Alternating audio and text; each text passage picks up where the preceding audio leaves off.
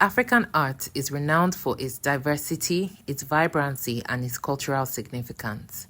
For centuries, African artisans have used a wide range of materials and techniques to create masterpieces that reflect the richness of African traditions, beliefs, and daily lives.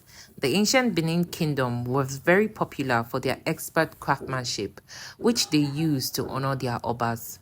Using different materials such as tusks, brass, wood, and textiles, they created fantastic memorabilia, often depicting stories of daily life, tradition, the vibrancy of their culture, and their reverence for their Oba. Most of these works still stand in the International British Museum, dating back hundreds of centuries. Most of these arts were created in the 19th century and are still standing till this day. From sculptures to masks, textiles to pottery, African art encompasses a diverse array of forms and styles, each with its own unique material and techniques that are passed down through generations. Through this art, stories are told, legacies are solidified, and identity is created. This is why African craftsmanship is so important, and this is why today's video is so exciting. I visited the biggest art and craft village in Abuja, Nigeria, and spoke to some of these craftsmen. They told us some of the stories behind these artworks, and they told us the passion for what they do. Even speaking to someone who had come all the way from Ghana to establish his business here. I hope you enjoyed this video. I hope you learned something from it, and I hope you subscribe. I'll see you at the end of this video.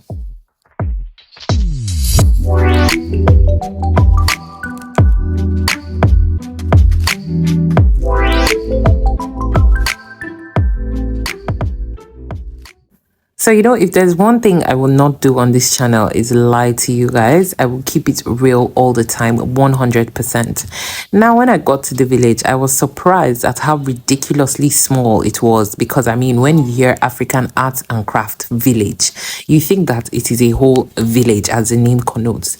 I was at the first Arts and Craft Village, which was located somewhere in central area in Abuja, close to Sedi Plaza. That's for people that know Abuja, but it was a huge village. There were up to 500 stalls there and loads and loads and loads of traders with art, African literature, African sculptures, African crafts, brass, bronze, everything you can think of. And for me, as far back in 2017, it was one of the most glorious sights I had ever seen. And I was so excited to go back there, only for me to hear around 2018, 1 year later, that the place was being demolished. Like, why? What was the reason? What was the reason? I had a reason. I had a reason. I had a reason. What was the reason? I had a reason. What was the reason? I had a reason. What was the reason? I just explained the reason. What was the reason, bitch? I don't need to explain myself to you. And What was the reason? Now, honestly, this is really directed towards the Nigerian government. When they wake up and decide that they want to demolish some places, and it's like, oh, there is a greater good behind it. But that was 2018. This is 2024, a good 6 years after.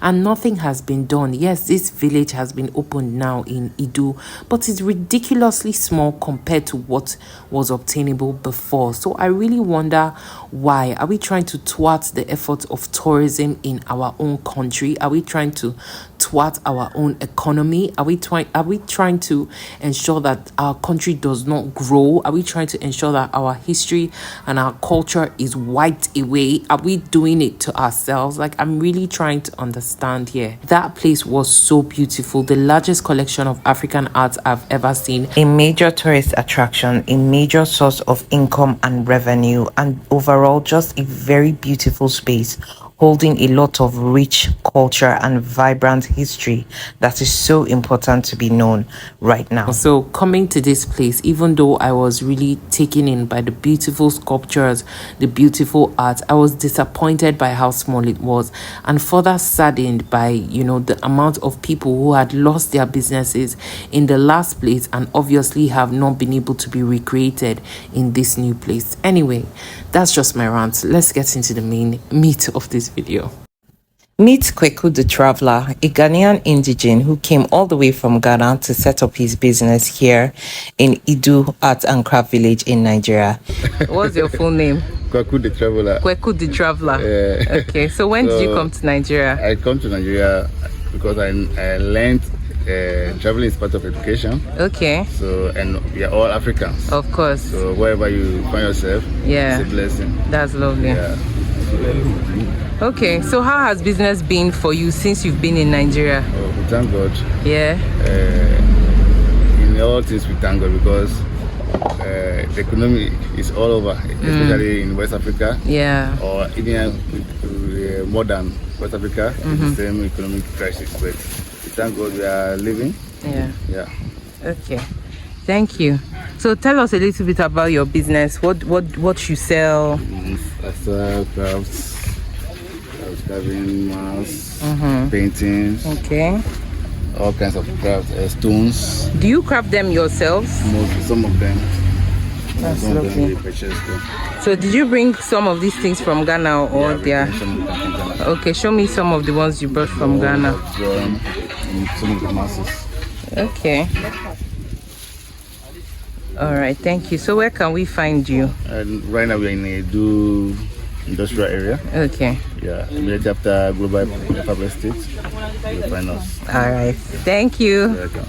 From there, we went to look at the different bronze carvings, the Ifa masks, the Benin masks, and even the colonial effigies, the colonial officials were duly represented in this collection. It was very beautiful. Some of them were made of bronze, steel, brass, some made of wood, some made of clay, but all very beautiful representations of African culture and African history.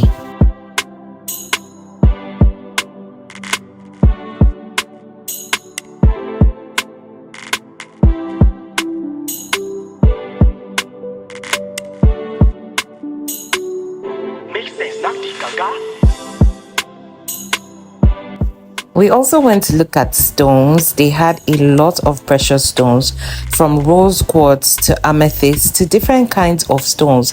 And we met this lovely gentleman called Malam Sabo, who told us about the uses of these stones and how they bring so much good energy into your space because they are gotten from the deepermost parts of the earth.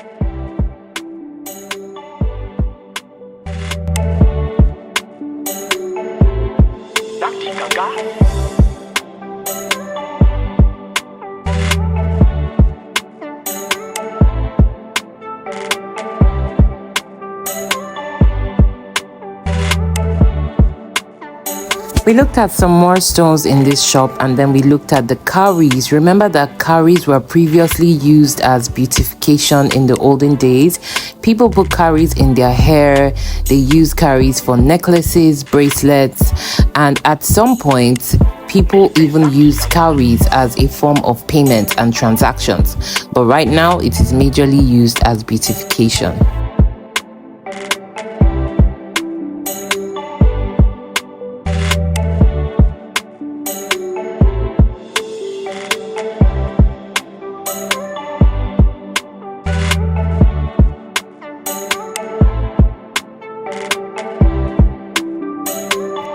I really love this collection of miniature African art on handmade cards.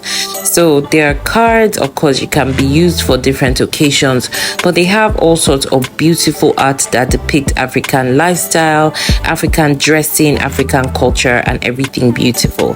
Then I really loved this miniature visa collection process that was constructed here with a white man behind the counter and a bunch of black people lining up to collect their visas. This is reminiscent of how life used to be back in the day.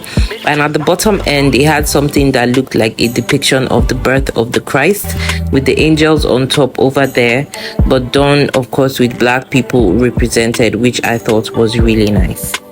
Then finally, we got to the main thing that brought us here in the first place: art, art, art.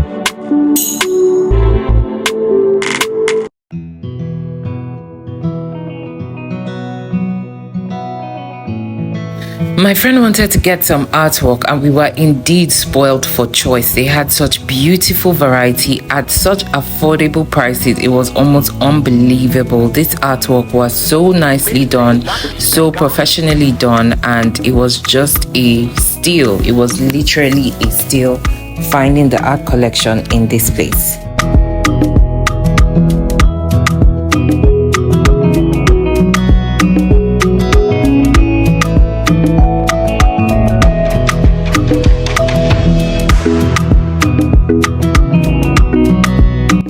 Finally, we settled on these and we were off on our way.